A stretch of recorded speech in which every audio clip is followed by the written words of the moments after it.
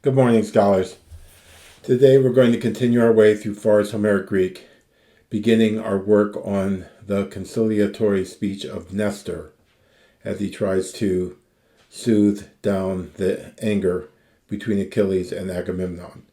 This is a long speech, so we'll be breaking it up into 4 parts. So now we're going to treat lines 254 to 258. O popoi e megapintos akai idagai ani kane e ken getesai priamoio tepaides aloi tetroi es mega ken kekaroi ato du moi e svo in tade panta putoiato ma na menoi en hoi perime bulain dana on peri deste magestai. So o popoi e megapintos archaida gaian hikane. O popoi is equivalent to something like, look, you now wait a minute. O popoi. Pintos, neuter, is grief of mind or sorrow. Archaida is an accusative feminine singular. Adjective of Achaia, the general region that the Greeks come from. And Gaia, Gaies, is a particular region or country, but can also stand for the earth itself. Thus we talk about Mother Gaia. But o popoi e megapintos akai ida gaian hikane. And hikano, here used of feelings or mental states, means to come upon or to seize. So megapintos hikane akai ida gaian. And we see the principal parts here. Ikneomai is most often seen and to be compared, but that will have 3 different possible present stems. You have hikneomai, hikano, and the shortest stem just hiko, and then you have your futures and etc. But here we have an example of the present being used for the perfect, and you have it often with verbs like heiko, am come, have arrived, oikomai, am gone, have departed, and these will have a perfect sense. So check out Smythe 1886. So geiteo, our verb here, the principal parts we see here, geiteo, which in future becomes geiteso, and then our aorist, geitesa. And so you don't need the augment in Homer for the first aorist, and then the perfect Crucius gives us ge-ta. And so the perfect even can have a present significance, and generally the verb means to rejoice, to be glad, to be joyful, and often occurs with phrena or dumoi, referring to the part of the mind, or the fact that one is happy in their mind. It can actually also occur absolutely with the participle, toga idon geitesen, seeing, idon, widon, seeing those two, at any rate, he rejoiced. So here, the declension of the first aorist optative, you see the sigma, and then just using lu-o, lu-si-me, lu-sais, lu-si, lu-si-men, lu-si-te, lu-si-en. But then you also have these alternative forms in the second and third singular and the third plural. Luceas, Lucea, Lucean. And these are quite easy to get used to. But so here, e ken ge de sai, priamoios, priamoiotepides. We have the first aorist optative. Third singular. Ge, de, sai. Aloi tetroes, megan ken kekaroiato tumoi, esvo intadepanta putoi atoma na menoyen. So kairo is another word is meaning to rejoice or be glad. And here we have the third plural second aorist optative reduplicated. Kekaroi ato. And so you see that iota, that's our suffix for the optative. Kekaroiato. And then marnamai is to fight with words or to quarrel. Svoin is a second person dual. So you two, the second person dual.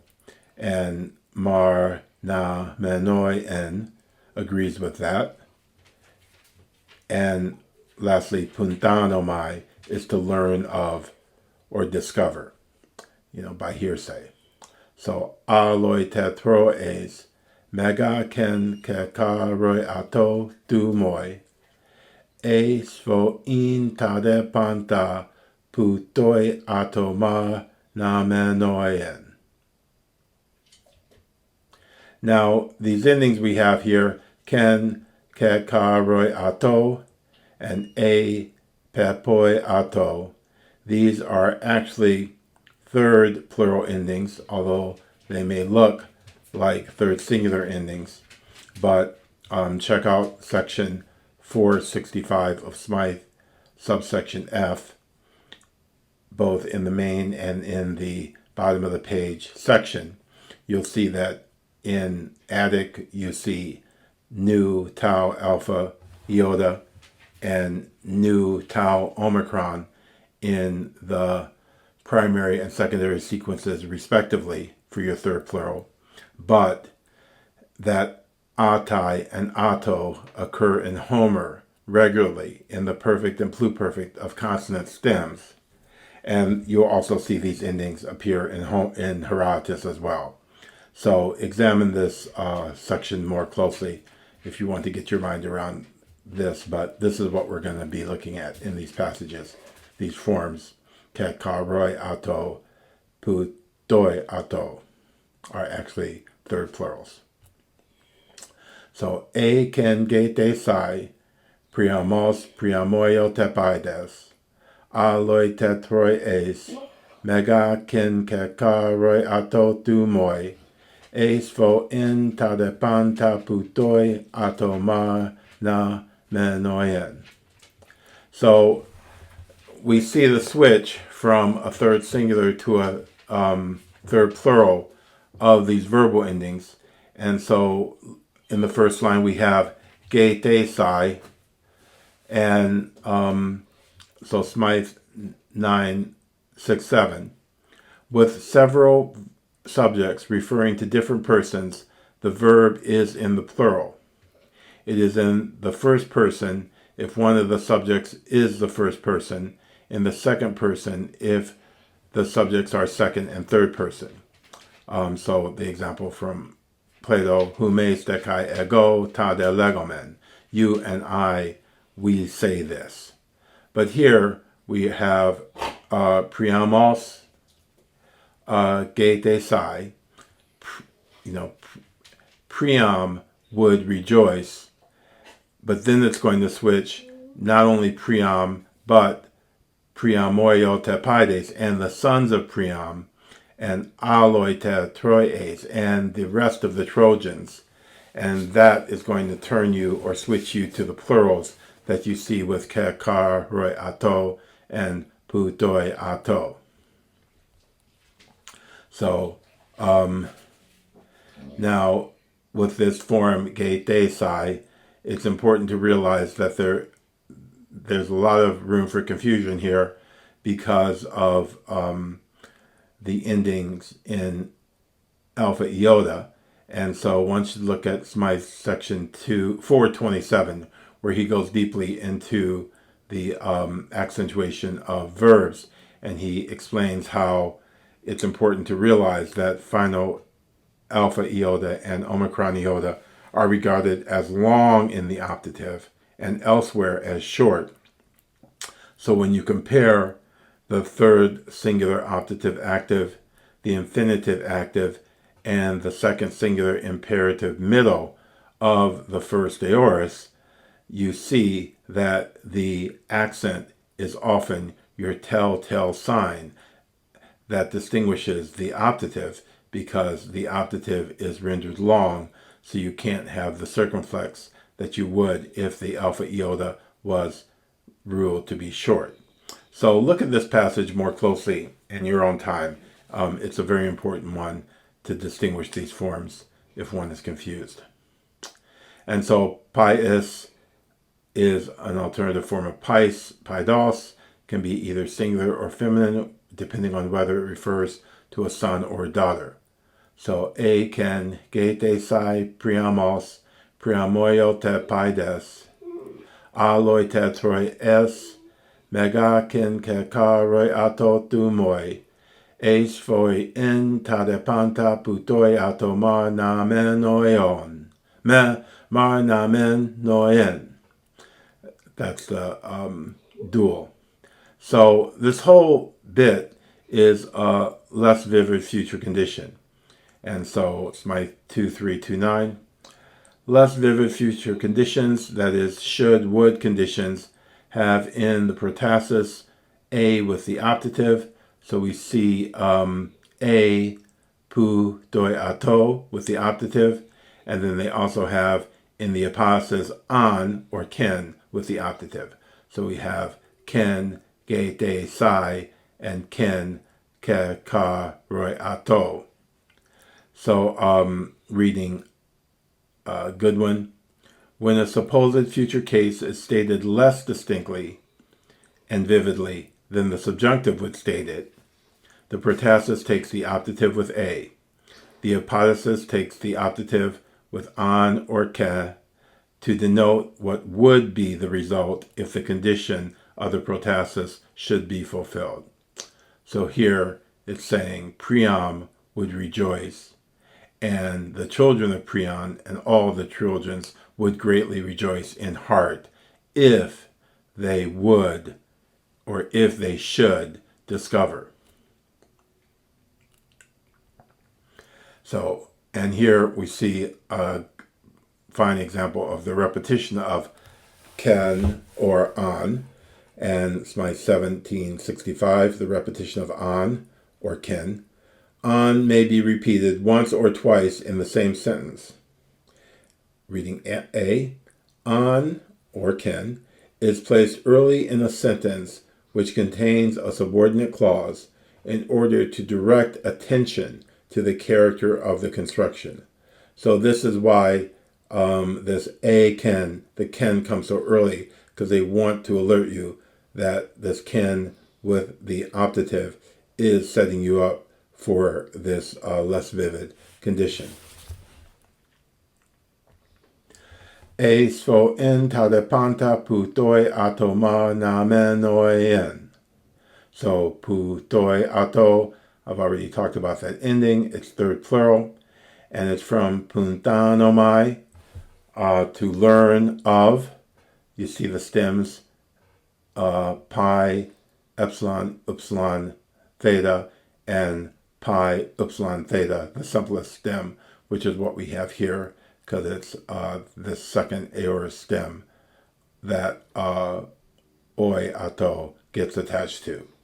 And so literally, if they were to hear all this about you fighting, so pu testai tenos can sometimes stand for pu testai peri tenos, but it seems too that tadepanta could be taken as cognate accusative with mar na men noi en, and rendered, if they were to hear of you two fighting about all these things. That is to say, the Trojans would delight to hear news that the leadership of the Greeks had fallen apart on account of a dispute over a couple of slave girls. Okay, so in tade panta putoi atoma na menoien. Hoi perimen bulein danaon peri destete makestai. So peri emi is to be superior or to be preeminent. Peri eme, to be superior. And depending on how historically rigorous one is, like for instance, Wilcox, in his wonderful basic commentary, he just goes ahead and speaks of Timaeus, and he says peri, which is repeated in the men and dead clauses, is Timaeus with este. But as I've emphasized elsewhere, Smythe questions the historical validity of applying the term Timaeus. He says the term Timaeus is incorrectly applied to the language of Homer, since in the epic, the prepositional adverb was still in the process of joining with the verb. And so viewing peri here as an prepositional adverb is what actually Cunliffe does, and when in his lexicon of the Homeric dialect, he treats this passage actually under his entry for peri, and goes on to explain that the actual compound verb peri eme, he recognizes, Cunliffe does, as occurring only in a couple of passages of the Odyssey, which is of course considered to be the later work, at least a generation of linguistic change separating it. So hoi perimen bulein danaon peri destete makestai. Now, this makestai, it invites just a closer look at the way the infinitive evolved.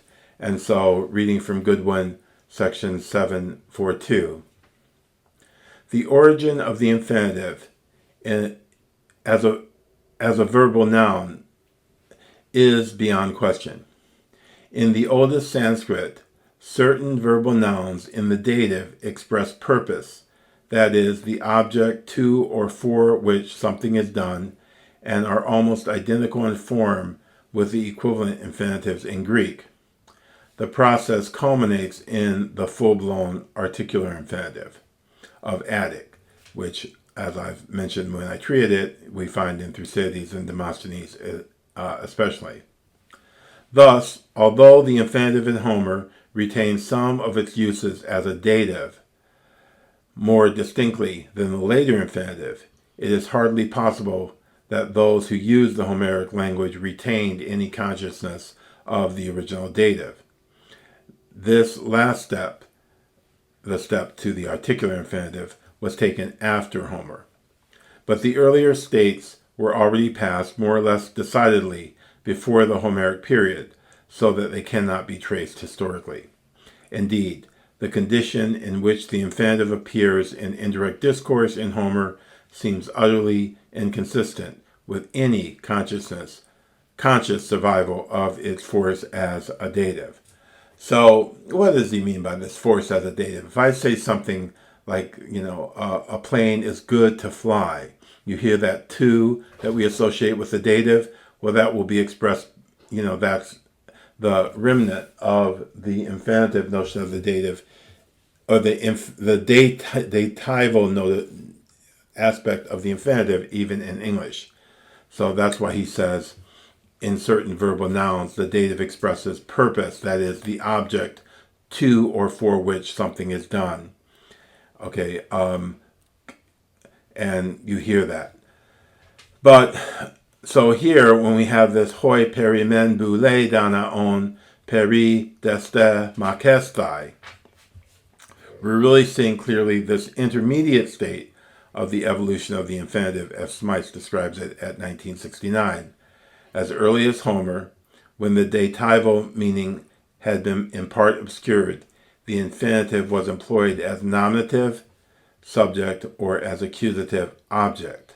So, hoi peri men boulain and peri de makestai, we see a parallel the way between boulain, the accusative, and makestai, the infinitive, are used. And so this points a good deal to this notion that here makestai is actually very close to serving the function of an object, i.e.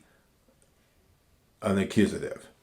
Now that's all very abstract, but nevertheless, just trying to point how boulain and makestai are actually parallel here. So makestai, reading from Goodwin again. In Homer, verbs expressing excellence or fitness sometimes take a limiting infinitive, like adjectives of similar meaning. So here, boulain shows that makestai was already felt as a limiting accusative, notwithstanding its primitive force as a dative. Okay, so I apologize for the little drift into high grammatical abstraction and such. But back to the simple morphology of this line. Hoi peri men boulain dana on peri deste makestai. We here, looking at the conjugation of eme, we see that este is our second person plural of the indicative. So eme, a, este, esmen, este, sc. So peri deste makestai. So hoi peri men boulain dana on peri deste makestai. So peri, who are preeminent among the Danans, Danaions. And towards the end of this passage, we're going to see, looking under the imperative, we'll see the dual, the second person dual, eston, omicron nu. So o popoi e megapentos akai idagayan hikane e ken gete sai priamos priamoiote paides aloi tetroi es mega ken kekaroi atotumoi e spo en tade panta putoi atoma na menoien. Hoi peri men boulain dana on peri deste makestai. Okay, so there we have it. Here is a ancient vase rendering of Nestor. You see the beard and the white hair signifying his wisdom, and then the staff signifying his groundedness and the groundedness of his advice. So I'll see you soon to continue this speech. Have a good day and continue to work hard on your Greek. Bye-bye.